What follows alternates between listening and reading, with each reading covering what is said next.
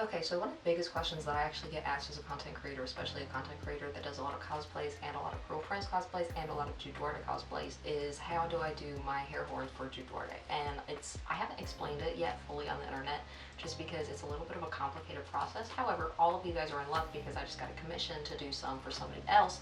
So I have these hair horns that I'm going to be shipping out later this week, and I recorded the process of me making them so I can share it with you all. So here we go. So first off, I like to use paper towels actually for the base of these, and I've seen people do different things with expanding foam versus craft foam versus, you know, whatever else they want to use as the base shape versus wires. I've seen some people do, and I might give that a try. But I like to use paper towels just because they're really lightweight, which ensures that it is easy to actually, you know, apply these horns to a headband or what clips, whatever you're doing to secure them. And then I take tin foil to put it over the paper towel just so it holds that shape. And I've seen different cosplayers give different tips for working with tin foil, but the most helpful one I've seen is one that said don't fully press down your tinfoil until you're really happy with the shape, because once you press it down too much, like, it's not really moldable anymore. So you want to keep that really loose until you are really happy with it. And then of course, you know, once you're happy with the first one, you can go ahead and get started on the second one. And next, what I'm doing is I'm taking some saran wrap, or just regular plastic wrap, I guess, and I'm wrapping it around that tin foil. And the reason I'm doing this is because that plastic is going to fill in some of those gaps that we're seeing and make the overall texture a little bit better.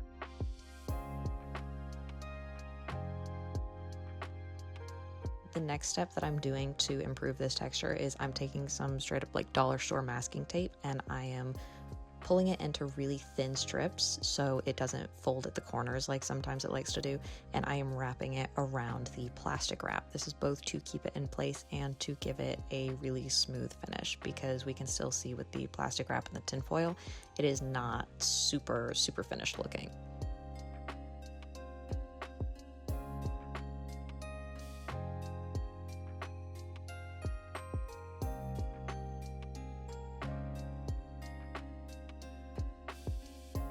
And of course, just holding them side by side and making sure that they are even, because if one of them is a vastly different shape than the other one, that, you know, kind of throws off the magic of it.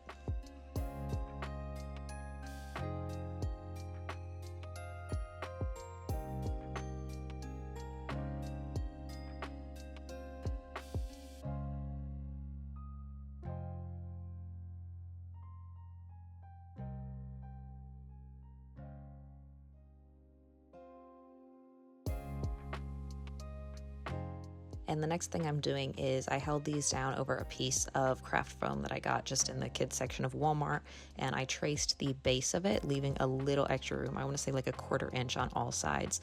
And then I am securing the horn to that craft foam, and I'm just using a glue gun for that. And the next step, this is my personal favorite part of finishing off these hair horns, is go to pretty much any hair supply, any braiding store, and just get a couple packs of fake hair in whatever color you want. It can be, I personally like Kanekalon. This is not Kanekalon. This was literally just like they had it on sale for 90 cents. And it wasn't even labeled, but I grabbed it. So here we are.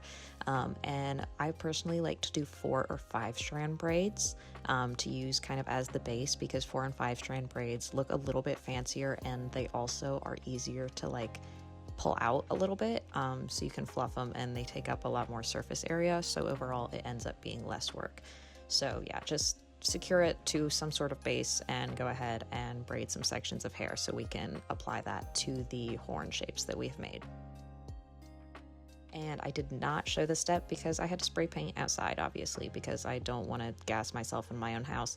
But once I had hot glued that craft foam to the base of those hair horns, I took it outside and I spray painted it just so there would be no weird colors poking out. And you can spray paint, I would say, just a shade darker than whatever hair color you're gonna do. Next, I am taking a little bit of slightly watered down glue and just kind of applying it all over the hair horn, because we are going to do a base layer of fake hair. There are no braids or anything in this fake hair. It is just a base layer to make sure that we have the color down. And I'm using this little tool on the end of this comb to make sure that that is sticking and that that is pressed down flatly.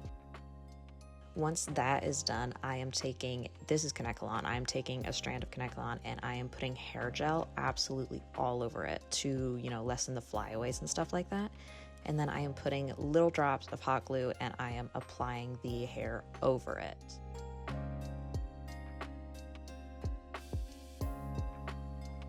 This is the step that kind of ensures that the hair horn looks a little bit nicer, because you can see we have some areas poking through, we've got some glue, we've got some of the black spray paint showing with that first layer, so this is the layer that is going to give it a little bit of finish before we start applying the braids to it.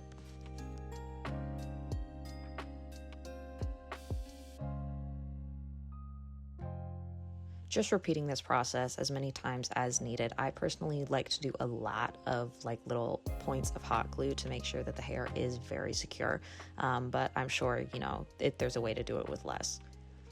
And then once that is done and those are secured over those hair horns, I go ahead and I take more braiding hair and I'm doing some really small braids at this point, just to kind of fill out that shape and make it look a little bit nicer. And you can see that the hair horn on the right actually already has those small braids applied to it, and the hair horn on the left I have not done yet. So yeah, just making sure that you have some bigger braids, some smaller braids, a mix of 3, 4, and 5 strands. Sometimes I do 2 strands. I don't think I did that for this set.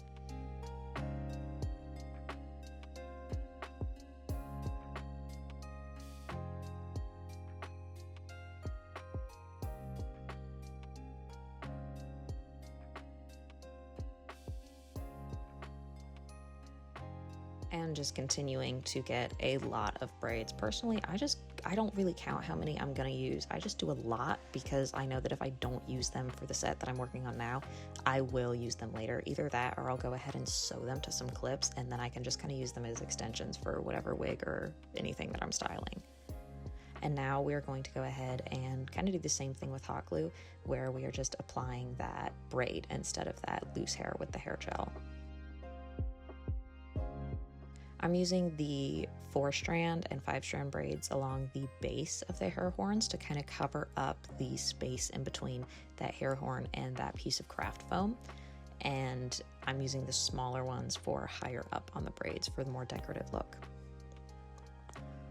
And I apologize, I was not able to fully display this in this tutorial, but we can see in this clip that hair horn on the right that I used wire to actually secure the headband to the base. What I did was I poked 2 holes through the craft foam, one on either side of the hair horn, and I went ahead and I threaded that wire through it, and I wrapped it around the headband and then pulled it back up through the craft foam and then wrapped it around the base of the hair horn.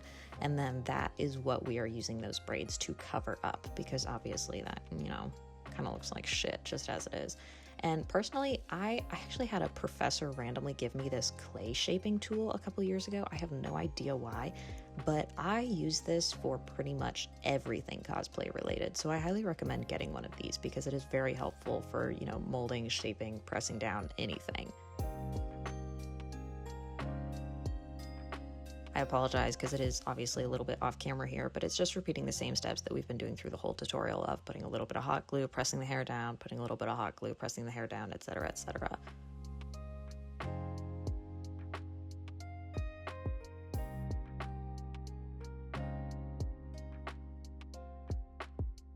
And we just continue to do this until the hair horn is looking however we want it to look. And that is our last step, actually. So these are what the finished hair horns look like. I was not able to actually get any video of these because this was a little bit of a rush order. I did this pretty fast for that client, but I did snap these pictures before I had to ship them off, and here are some pictures of what my personal set of hair horns looks like. So thank you guys for watching this tutorial, and I do also have a set of ram's horns that I have made for Jude, so let me know in the comments below if you would like to see a tutorial for that kind of look as well. And if you would ever be interested in ordering a pair of hair horns instead of following this tutorial, that is also perfectly fine. Go ahead and shoot me a message on Instagram and we can get that going. Thank you guys for watching. I hope you enjoyed this tutorial, and I look forward to seeing everyone's cosplays. Go ahead and tag me if you used this method.